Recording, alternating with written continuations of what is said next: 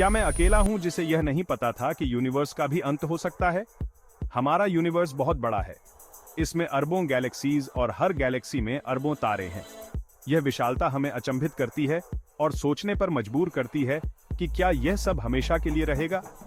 ये तारे, ग्रह और अन्य खगोलीय पिंड एक अद्भुत नृत्य में शामिल हैं, जो हमें रात के आकाश में दिखाई देता है। लेकिन क्या यह नृत्य अनंत काल तक चलेगा या इसका भी कोई अंत है? यूनिवर्स का अंत कैसे होगा? यह सवाल सदियों से वैज्ञानिकों और दार्शनिकों को परेशान करता रहा है। उन्होंने इस पर कई सिद्धांत प्रस्तुत किए हैं। यूनिवर्स की शुरुआत बिग बैंग से हुई थी, जो लगभग 13.8 अरब साल पहले हुआ था। यह वह पल था जब सब कुछ एक छोटे, गर्म, घने अवस्था में केंद्रित था और फिर फैलने लगा। यह फैलाव आज भी जारी है। लेकिन क्या यह फैलाव हमेशा जारी रहेगा? क्या यूनिवर्स अंततः अपने आप ही ढह जाएगा या यह किसी और तरीके से समाप्त होगा? आइए यूनिवर्स के अंत के बारे में कुछ सबसे रोचक सिद्धांतों का पता लगाएं और इन रहस्यों को जानने की कोशिश करें। कल्पना कीजिए कि पूरा यूनिवर्स एक परमाणु से भी छोटी जगह में सिमट गया है। यही है बिग बैंग। एक सेकंड के एक अंश में अंतरिक्ष प्रकाश की गति से भी तेजी से फैल गया और यूनिवर्स बाहर की ओर फट गया। जैसे जैसे यूनिवर्स ठंडा होता गया, छोटे छोटे कण आपस में मिलकर परमाणु बनाते गए और अंततः वे तारे और गैलेक्सीज बने जिन्हें हम आज देखते हैं। हमारा यूनिवर्स न केवल विशाल है बल्कि अविश्वसनीय रूप से गतिशील भी है। तारे गैस और धूल के ज्वलंत बादलों में पैदा होते हैं। वे अरबों वर्षों तक चमकते हैं और फिर वे मर जाते हैं, कभी कभी शानदार सुपरनोवा विस्फोटों में, जो नए सितारों और ग्रहों के लिए अंतरिक्ष को तत्वों के साथ बोते हैं। गैलेक्सीज, सितारों के वे राजसी द्वीप भी निरंतर गति में हैं, अरबों वर्षों में टकराते और विलय करते हैं।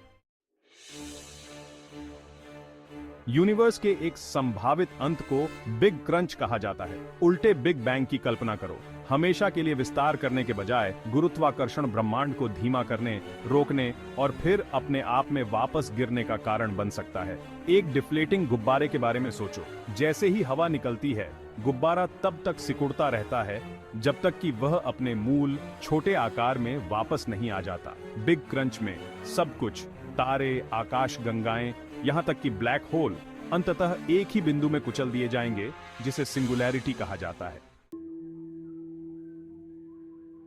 ए slow fade to cold darkness. एक और संभावना हीट डेथ की है। यह सिद्धांत बताता है कि ब्रह्मांड का हमेशा के लिए विस्तार होता रहेगा, लेकिन जैसे जैसे यह होगा, सब कुछ फैल जाएगा और ठंडा हो जाएगा। तारे अंततः जल जाएंगे और नए तारे नहीं बनेंगे। ब्लैक होल वाष्पित हो जाएंगे। ब्रह्मांड एक ठंडी, अंधेरी और खाली जगह बन जाएगा। वैक्यूम क्षय। ब्रह्मांड एक पल में समाप्त हो जाता है। अब कल्पना कीजिए कि ब्रह्मांड का अंत एक धमाके या फुसफुसाहट के साथ नहीं, बल्कि एक पॉप के साथ होता है। यह विचार जितना अजीब लगता है, उतना ही वैज्ञानिक रूप से संभव भी है। वैक्यूम क्षय के पीछे यही विचार है। यह एक ऐसी घटना है जो अचानक और अप्रत्याशित रूप से हो सकती है। यह इस संभावना पर आधारित है कि हमारा ब्रह्मांड अपनी सबसे स्थिर स्थिति में नहीं हो सकता है। यह अस्थिरता किसी भी समय एक स्थिर अवस्था में बदल सकती है। उबलते पानी के बर्तन में एक बुलबुला बनने की कल्पना करो। यह बुलबुला अचानक प्रकट होता है और तेजी से फैलता है। बुलबुला एक अधिक स्थिर अवस्था का प्रतिनिधित्व करता है और जब यह फैलता है तो यह आसपास के पानी को भाप में बदल देता है। यह प्रक्रिया बहुत तेजी से होती है। वैक्यूम क्षय में एक अधिक स्थिर ब्रह्मांड का एक समान बुलबुला अचानक प्रकट हो सकता है और प्रकाश की गति से फैल सकता है, जो अपने रास्ते में आने वाली हर चीज को मिटा देता है। यह एक विनाशकारी घटना होगी जो पूरे ब्रह्मांड को एक पल में समाप्त कर देगी। The great unknown that lies beyond the end. ब्रह्मांड के अंत के बारे में सोचना विनम्र और विस्मयकारी दोनों है। यह हमें समय और स्थान की विशालता और उसके भीतर हमारे स्थान की याद दिलाता है। लेकिन बिग क्रंच, हीट डेथ या वैक्यूम क्षय के बाद क्या होता है? सच तो यह है, हम नहीं जानते। ये घटनाएं भौतिकी की हमारी वर्तमान समझ के दायरे से बाहर है। क्या कोई नया बिग बैंग होगा? ब्रह्मांड का पुनर्जन्म होगा? क्या कुछ भी नहीं बचेगा? ये प्रश्न विज्ञान के कुछ सबसे बड़े रहस्यों में से एक है। Our cosmic legacy, inspiration from the cosmos. जबकि ब्रह्मांड का अंतिम भाग्य अज्ञात है, इन संभावनाओं पर विचार करना हमें प्रेरित कर सकता है। यह हमें सोचने पर मजबूर करता है कि हम कितने छोटे हैं और फिर भी कितने महत्वपूर्ण हैं।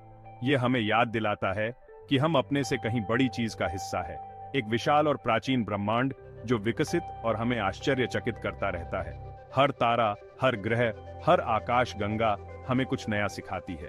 जैसा कि दिवंगत भौतिक विज्ञानी स्टीफन हॉकिंग ने एक बार कहा था, हम एक बहुत ही औसत तारे के एक छोटे से ग्रह पर वानरों की एक उन्नत नस्ल हैं, लेकिन हमारी जिज्ञासा हमें अद्वितीय बनाती है। लेकिन हम ब्रह्मांड को समझ सकते हैं। यह समझ हमें आगे बढ़ने की प्रेरणा देती है। यह हमें बहुत खास बनाता है। यह हमें सोचने पर मजबूर करता है कि हम क्या कर सकते हैं और क्या हासिल कर सकते हैं। तो आइए तलाश करते रहें, सवाल करते रहें और ब्रह्मांड के अजूबों पर अचंभा करते रहें। हर नई खोज हमें और भी प्रेरित करती है। ब्रह्मांड के अंत के बारे में आपके क्या विचार हैं? क्या यह हमें और भी रहस्यमय बना देता है? कौन सी संभावनाएं आपको सबसे ज्यादा परेशान करती हैं? क्या यह अनंत विस्तार या अंतहीन संभावनाएं हैं?